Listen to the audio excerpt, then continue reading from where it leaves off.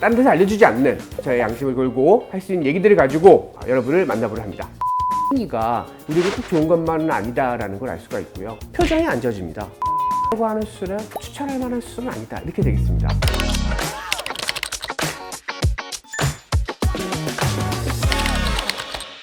네, 안녕하십니까. 저는 스타일의 성형외과원장 이상원입니다. 이제 정말 더워졌어요. 너무 무덥고 날씨도 많이 더운데 다들 힘내시라고 제가 오늘은 좀 시원하고 즐거운 영상으로 준비하려고 했으나 원래 그런 거 있잖아요. 이열치열이라고 더울 때 더 무거운 주제로 만나보는 것도 또 나쁘지 않을 것 같아서 그런 주제들을 오늘 얘기해 보려고 합니다.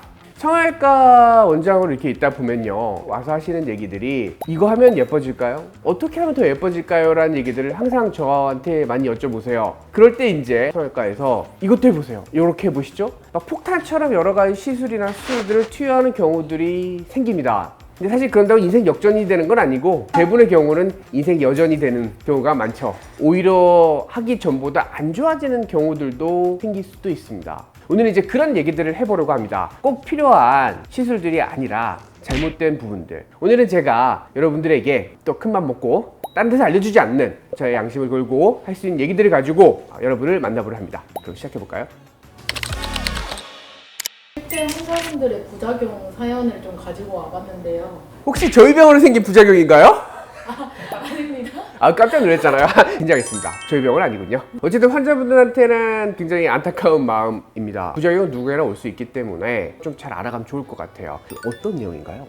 안녕하세요, 원장님. 저는 40대 후반 여성입니다. 평소에 얼굴이 넓고 둥글둥글하다는 그렇군요. 얘기를 많이 들어서 스트레스, 스트레스였어요. 그래서 다양한 시술을 찾아보다가 지방분해 윤곽 주사가 효과적이라는 얘기를 듣고 5차례 맞았는데요. 5차례? 상당히 의지가 있으신 분이네요. 처음에는 효과가 확실하고 얼굴이 갸름해진 게 보여서 너무 행복했거든요. 그런데 지금은 볼이 안으로 점점 꺼져서 이제 수척하다, 힘들어 보인다 라는 소리만 듣고 있어요. 자꾸 이런 얘기 들으니까 스트레스도 쌓이고 너무 힘든데 이거 왜 이런 걸까요?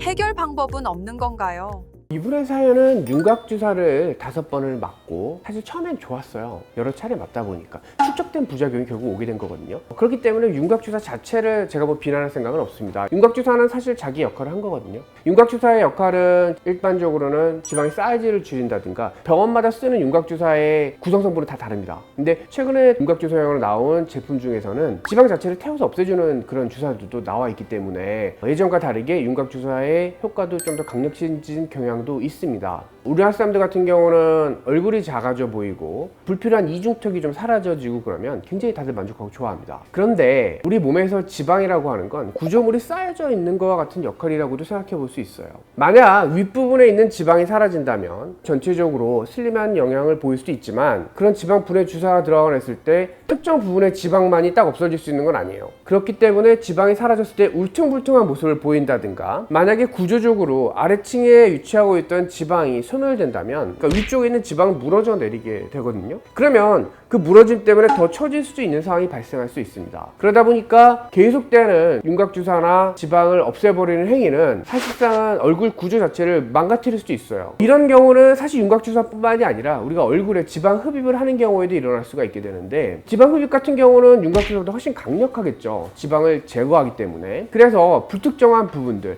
볼이라든가 광대라든가 팔자 부분에 무리하게 지방을 흡입하거나 했을 경우에 우리의 얼굴의 형태라든가 구조적으로는 굉장히 안 좋은 영향을 끼칠 수가 있게 됩니다. 실례로 2020년에 나온 에스테틱 저널에 따르면요, 45세 이후에 지방을 제거했을 때 얼굴 부분에 있어서 불균형이라든가 얼굴 내부의 구조적인 파괴도는 더 심하다라는 관련된 논문도 나와 있을 정도인데요.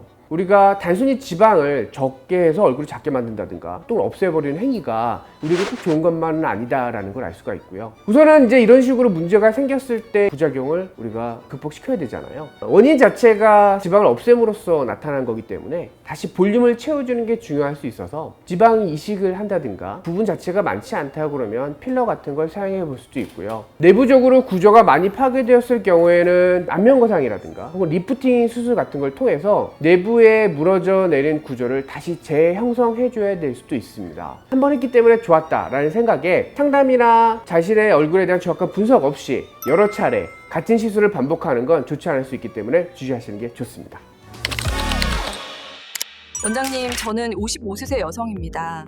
제가 50살이 넘어가니까 눈꺼풀에 힘이 없어져서 그런지 눈이 답답해 보이기도 하고 좀 처진 느낌이 들어서 고민 끝에 이마거상을 받았는데요. 이마거상술 같은 경우 워낙 많이 받으시니까 수술 후 너 표정이 왜 그래? 라는 말을 듣고 있어요. 저도 거울 볼 때마다 표정이 표정이 제 이상해 마음대로 졌다. 안 지어져서 50대 너무 분이시군요. 답답합니다. 젊어지려고 수술했는데 안 좋은 얘기만 들으니 점점 우울해지는데 그렇군요. 해결할 수 있는 방법 답답해 없을까요? 이거 정말 그런 얘기 많이 듣습니다. 그렇죠. 이런 얘기 들으면 우울해지죠. 수술하고 나서 이거 아세요? 50대 분들에서 되게 흔하게 일어나는 경우 같은데 수술하신 분들도 이런 얘기 많이 물어봐요. 저 수술 잘 됐어요? 사실 거울 보면 본인이 보면 알 수 있는 건데 그것보다 남의 동의를 굉장히 구하고 싶어 해요. 주변의 평가에 되게 흔들리는데 제일 많이 문제가 되는 게 야, 너 수술을 하기 전에 훨씬 나았던 것 같아.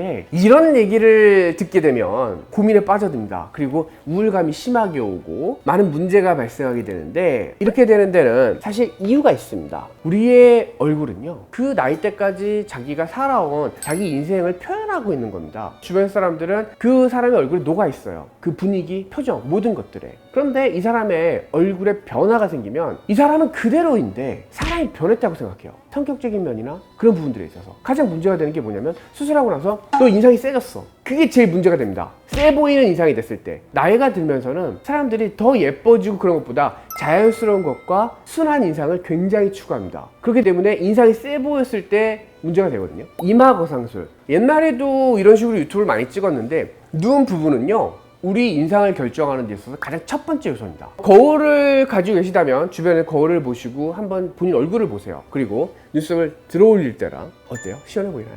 눈썹이 이렇게 축 처져 있을 때랑 인상의 변화에 대해서 한번 생각을 해보시면 좋고요. 본인 얼굴은 그대로인데 느껴지는 인상은 굉장히 다릅니다. 이마 거상을 하게 되면 필수적으로 눈썹에 변화가 생깁니다. 그런데 기본적으로 사람이 나이가 들면서 눈꺼풀이 처지면 이 눈꺼풀 처짐을 보상하려고 이마를 사용하게 되고 이마를 쓰게 되면 눈썹이 올라갑니다. 그래서 이미 눈썹이 올라가 있는 형태의 사람들이 있어요. 그런데 헤어라인 끝에서 눈썹까지의 거리감 상에서 눈썹이 올라오게 되면 이마에 주름이 많아집니다. 그러면 이 어머님들은 이마의 주름을 없애고 싶어 하게 되고 굉장히 찰떡 같은 궁합처럼 이름도 이마 거상술, 이마를 해결해 줄 것 같잖아요. 이마 거상술을 생각하게 됩니다. 그런데 이미 눈썹이 높은 상태에서 이마 거상술을 통해서 이걸 더 당기게 되면 눈썹 위치는 더 올라갑니다. 그러면 사람이 되게 붕 뜬 것처럼 느껴져요. 왜냐하면 그 표정은 우리가 일반적으로 뭔가를 봤을 때, 놀랐을 때 눈썹을 들어 올리거든요. 눈썹이 너무 올라가게 되면 평상적인 어떤 진지한 느낌이 아니라 이 사람 뭐 놀란 것처럼 이렇게 보여지기 때문에 굉장히 이상해지고,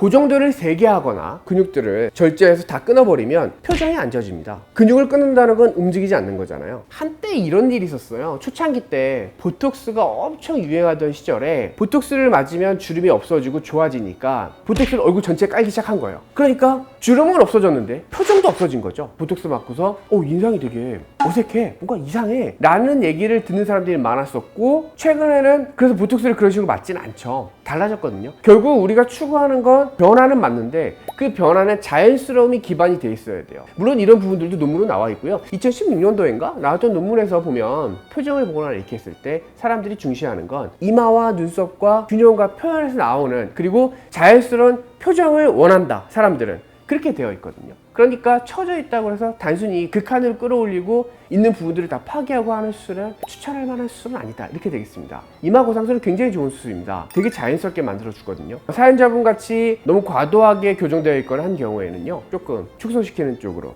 왜냐면 이마 거상술은 고정점을 가지고서 고정을 해놓은 거기 때문에 고정점을 좀 풀어줄 수도 있고요. 만약에 수술한 시기가 얼마 안 됐다면 좀 더 기다려 보시면은 우리의 몸은 회복력이라는 게 있기 때문에 회복 과정을 통해서 좀 더 좋아질 수 있다, 좀 기다려 보시는 게 좋다라고 말씀을 드릴 수 있을 것 같습니다.